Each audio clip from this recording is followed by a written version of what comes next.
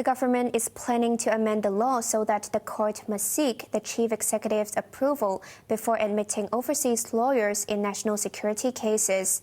The move came after the city's top court ruled that media mogul Jimmy Lai has the right to hire British barrister Tim Owen for his collusion trial. Macy Mock reports. The tug-of-war continued between the government and Jimmy Lai on whether the Apple Daily founder could hire an overseas barrister for his national security trial.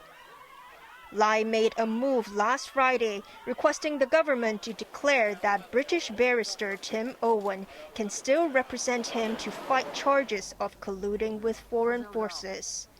A bid by the government to block Owen from representing Lai was dismissed by the top court.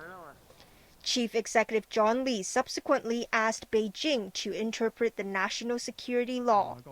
The National People's Congress clarified that courts should obtain a certificate from the chief executive to decide whether overseas lawyers can take on national security cases.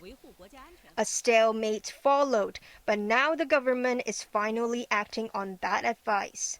It plans to table an amendment bill to alter the legal practitioners' ordinance.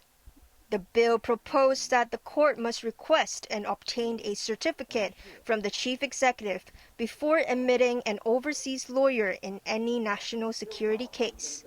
The chief executive will then decide on two things. One, according to the document, was whether the persons practicing or acting as a barrister for the case involves national security.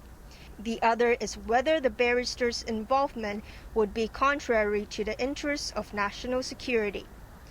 The government plans to table the bill to the Legislative Council in the first and second quarter of this year. Macy Mock, HKIBC.